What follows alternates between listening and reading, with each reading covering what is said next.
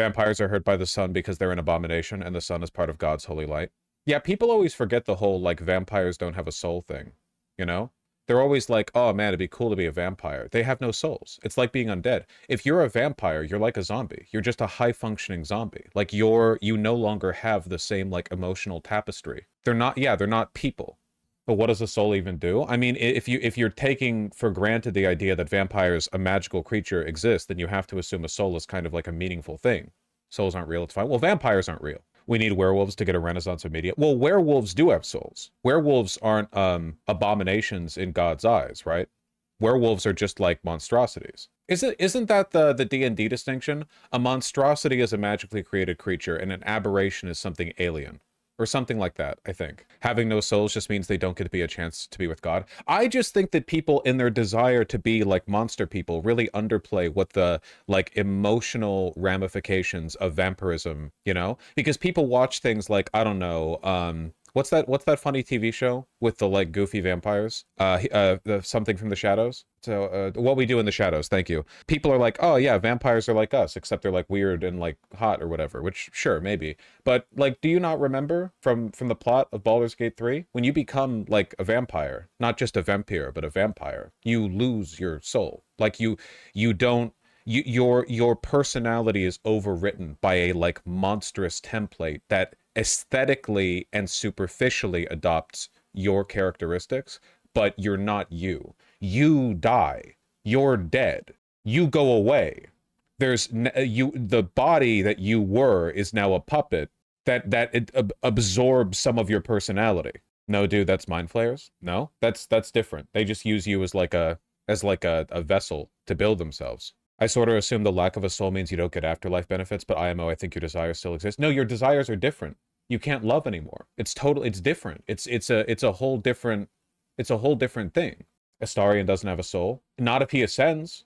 No, that's not how vampirism works in D&D. No, it is. Vampires are undead. That's what it means to be undead. An undead is an animated corpse that doesn't have a soul. That is what it means to be undead. You are gone. It really depends what the mythology you use. Yeah, well, if you take for granted the idea that vampires are undead, what other meaning could it have? Because we know zombies are undead. No one thinks that zombies are still like the person inside. Everyone's basically accepted that a zombie's just a shambling corpse that's puppeting your body. Why would a vampire be any different? Why does silver hurt both werewolves and vampires? Isn't it because it's supposed to be like a pure metal or something? So that it's just like a godly metal? I really hate how D&D turned fantasy into a science. Did it? I don't think it did. I think that D&D actually has pretty, like, vague rules in a lot of cases. But, like, the rule of, like, if you're undead, you don't have your soul seems pretty fine, I guess. Like, it doesn't seem that limiting from a creative perspective. I think that people underplay how much becoming a fundamentally different kind of creature would change your personality, and I think it's boring. I think it's boring that people are like, oh yeah, being a vampire, well, you want to drink blood, and that's it. That's like the whole change to your personality. And then you just get to be like a cool, like, party animal all your life. And it's like, no, I think that we should really explore the ramifications. Do you think Nosferatu was originally a man? Probably, judging by the way he acts. Like, it seems like he has the vestiges of a, you know, Bavarian aristocrat, like, sort of lingering inside of him. But, like, that shit's gone, man. Like, do you think he's the same man? I don't think so. I think it's just more interesting to explore the extent to which shit like that would corrupt you. And people are like, well, you'd still be you. I don't think so. Actually, I don't think so at all. Yeah, he's just an entity now. That's the whole, like, okay, what about lichdom? Do people think that do you think you still get to be you when you're a lich? When you remove your soul from your body, put it in a phylactery, and you're now an undead wizard? There's no way. You're literally, yes? Okay, you're crazy. Explicitly yes, because you're still your soul. It's out of you. You're literally like, the soul isn't just your life. If your life was your soul, then the lich losing the soul would kill the lich. The lich is alive in the sense that it's an animated being, but that's not what the soul is. You can be an animated being without a soul. That's what zombies and skeletons are. You think removing the soul, the literal like, oh dude, just like, yeah, whatever, I didn't need that. Unbelievable. Dude, people are like People will consume fantasy media and they'll read another story about a power-hungry wizard who loses everything trying to, like, gain the ultimate power of lichdom, and people will be like, what an idiot. Didn't that guy read, like, the 50 million stories about how when you trade your soul for something, it goes badly for you? And then all of you motherfuckers would do it. Like, oh, it's so unrealistic. Wouldn't a guy that smart realize that, like, from the 50 billion prior examples of people becoming vampires or liches, that it doesn't work out in their favor? Oh no, I guess everyone wants to badly enough that no amount of counterexamples will ever push them away from that decision. I don't know. Navosh, people nowadays simply can't grasp humanoid monsters. Same with the demons in Frieren. It sucks that the demons in Frieren are used as kind of a like a fascist analog for other races of human beings, because in a vacuum they are pretty cool, right?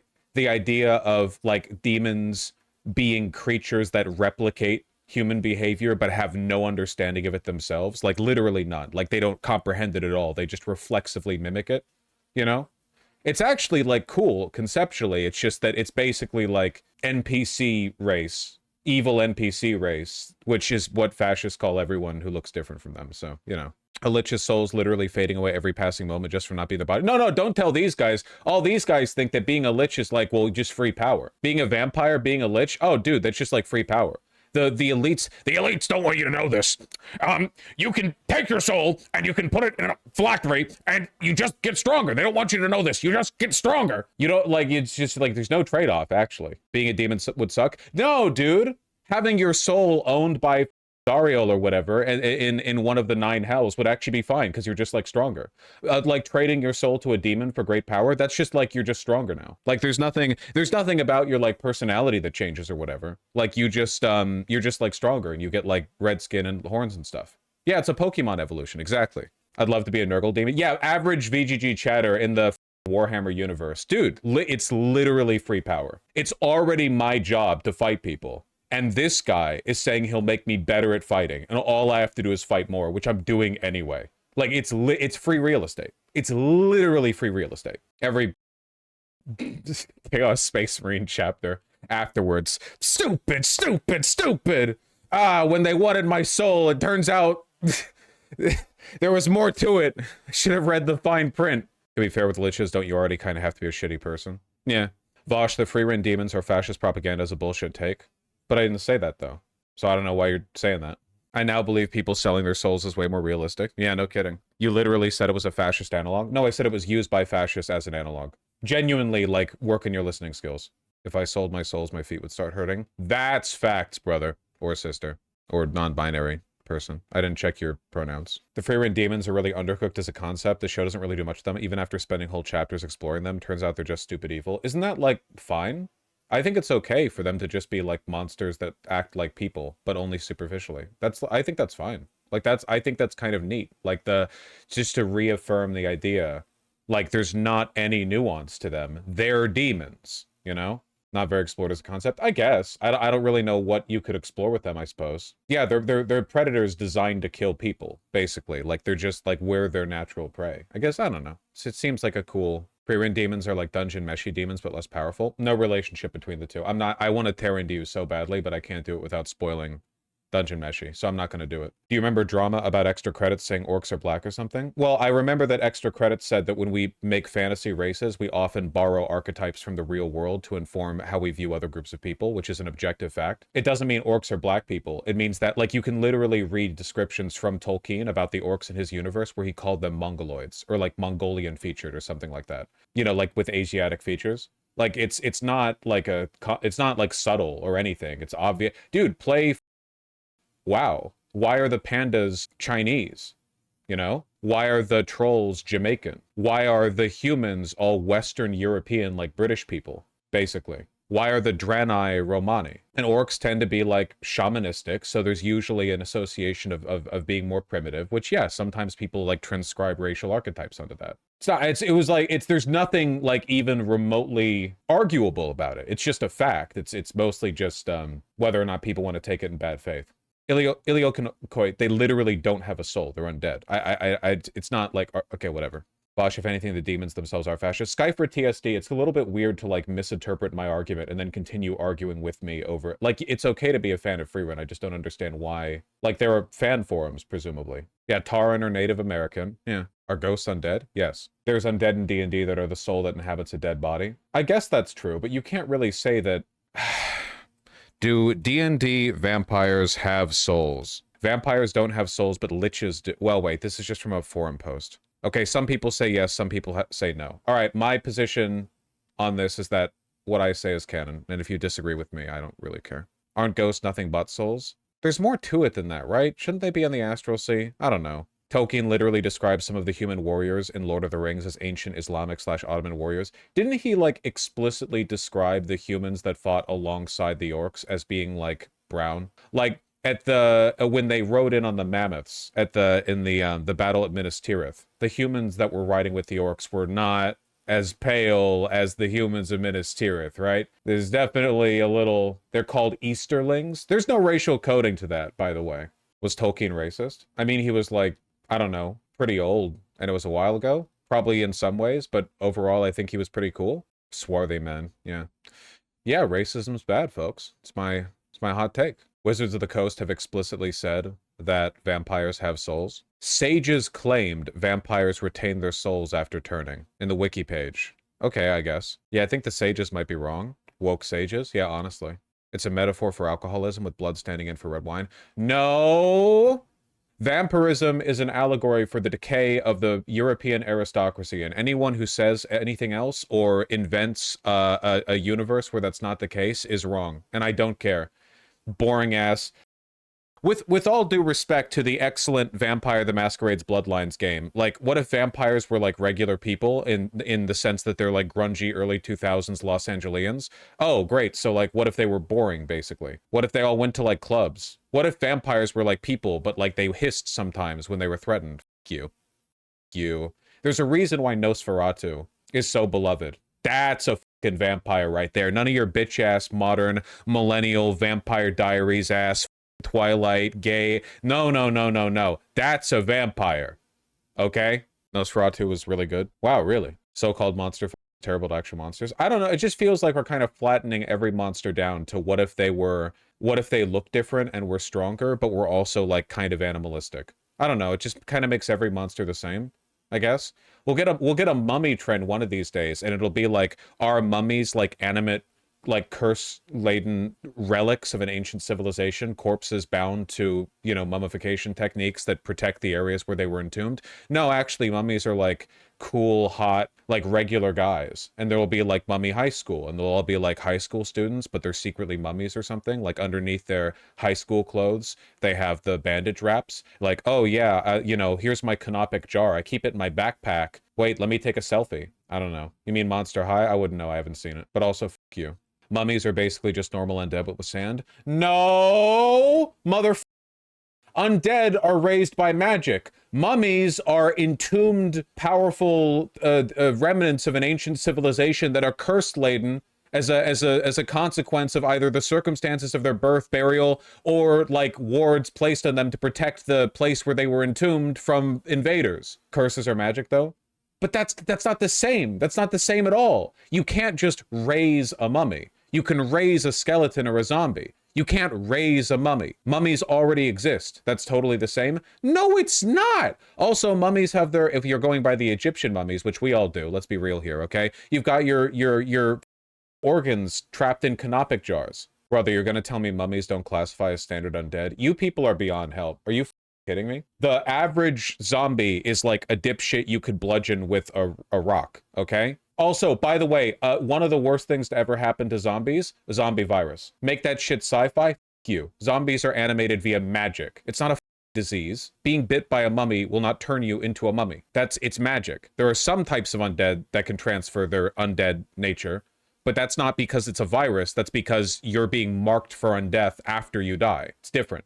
Massive L take. F you. I'm not letting the modern pandemic fear influence my... Invent a new monster, okay? At least that's the Last of Us zombies look like they would be sort of like disease created because they look like mushrooms or whatever. People disagree. Yeah, they shouldn't be allowed to legally. I'm gonna bring this point of mine to the White House. 50-50 on them agreeing with me.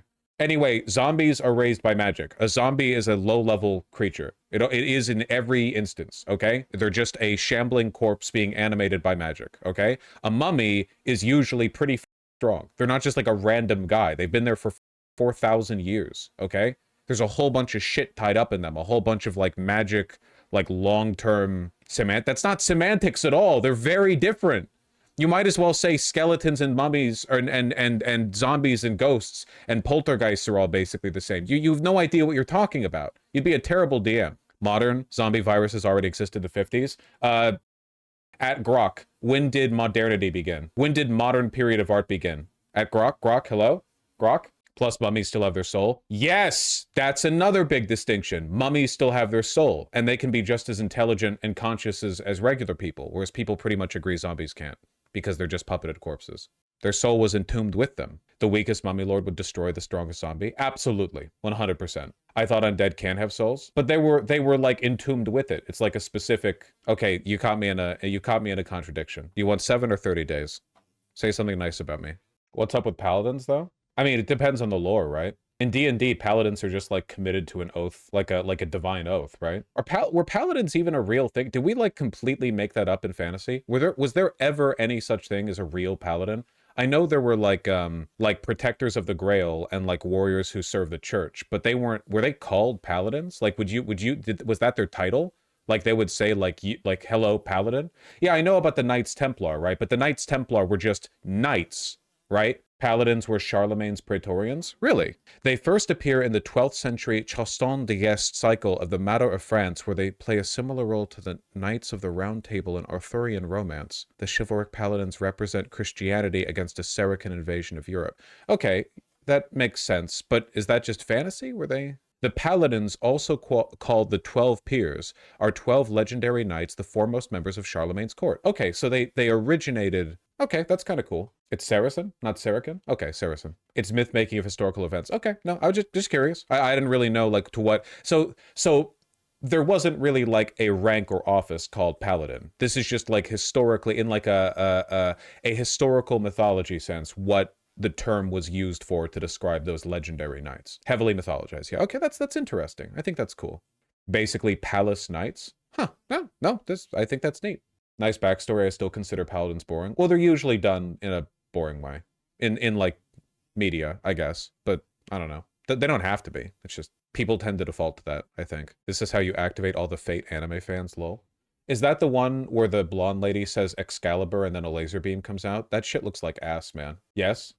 Okay. That shit looks like ass. Do you think, like, we need to redirect Nazis a little bit? Because I feel like there's something like you could legitimately say about the callous disregard for Western history that a lot of anime and gacha game and anime game or whatever developers have when they make their characters. You know what I mean? Like, how many times are they going to do the like, oh, here's like anime characters, but every world leader is like an anime girl. Every god is like an anime girl. Here's all these historical figures. Everyone's an anime girl. And it's like, damn, dude, I don't think you should be able to scream Excalibur and then a laser beam comes out. I think that if you're going to do that, it should be a little more, I don't know, cool.